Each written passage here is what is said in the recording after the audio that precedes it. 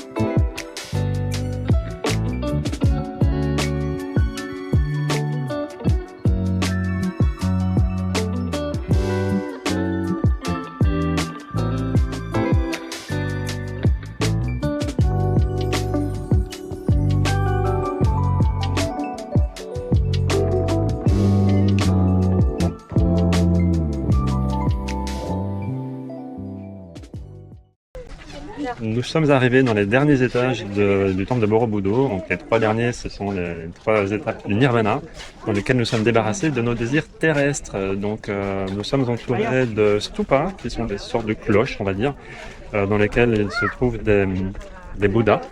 Et tout autour de nous, on a un très bel environnement avec le mont Merati. Merati, j'ai oublié le nom. Je vous mettrai en commentaire. Derrière nous. En tout cas, la vue est superbe et on en profite bien.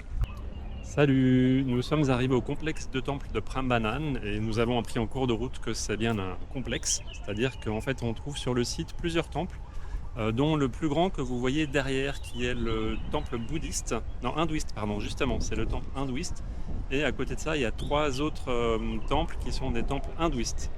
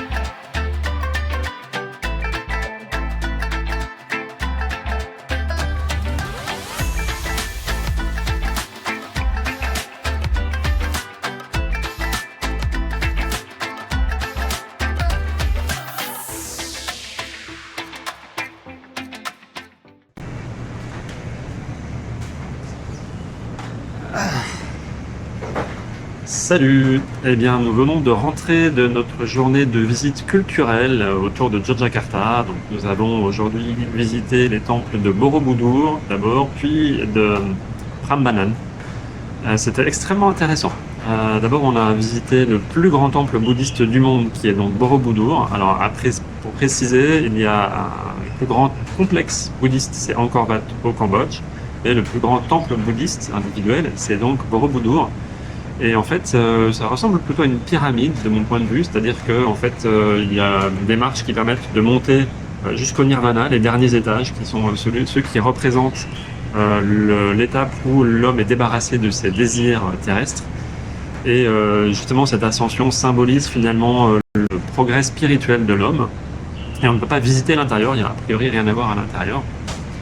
Et donc justement, dans les derniers étages, il y a ces stupas, qui sont ça ressemble à des cloches, en fait c'est des tumulus qui sont feux, à l'intérieur desquels on peut apercevoir des Bouddhas. Et donc on a également un très beau panorama sur la région environnante, donc vraiment c'est très beau. Et en plus tout le bâtiment est décoré de bas-reliefs qui racontent la vie de Bouddha. Donc en fait on était accompagné par un guide qui nous a expliqué tout ça, c'était très intéressant. Et on a enchaîné ensuite sur un autre ensemble de temples qui s'appelle Prambanan, qui en fait constitué de plusieurs temples. Un temple hindouiste d'abord, qui s'appelle Prambanan lui-même, plus d'autres petits temples qui eux sont des temples bouddhistes. Et donc le premier temple est en réalité composé de plusieurs temples. C'est un complexe déjà en soi, et avec 3 temples majeurs qui correspondent à la trinité hindouiste. Et puis il y a également des temples un peu moins importants qui sont destinés aux véhicules, les animaux en fait, qui véhiculent qui transportent ces dieux. Et tout un tas de petits temples individuels tout autour qui sont des temples pour les différentes castes de personnes qui venaient prier. Mais en fait, il faut savoir que aussi bien Borobudur que Prambanan, ce sont des constructions qui ont été faites entre 700 et 800 pour Prambanan et plutôt 900 je crois pour Borobudur, mais qui ont été détruites et abandonnées, donc ça a été redécouvert assez tard, souvent vers 1800, au moment de la colonisation en fait. Et qui ont été restaurées progressivement, donc c'est particulièrement frappant à Prambanan, où en fait seuls les grands temples ont été restaurés, quelques petits temples individuels mais très peu, en fait ça prend énormément de temps, donc on se rend compte du travail que ça prend. D'essayer de retrouver pierre par pierre les constructions et de les refaire. Voilà, c'était vraiment très sympa, on a appris plein de choses durant cette journée, donc c'était très intéressant. Et demain, on enchaîne sur encore autre chose. On va plutôt aller dans la campagne. Voilà, sur ce, je vous souhaite une bonne fin de journée, ou bon appétit, ou peu importe où vous en êtes rendu.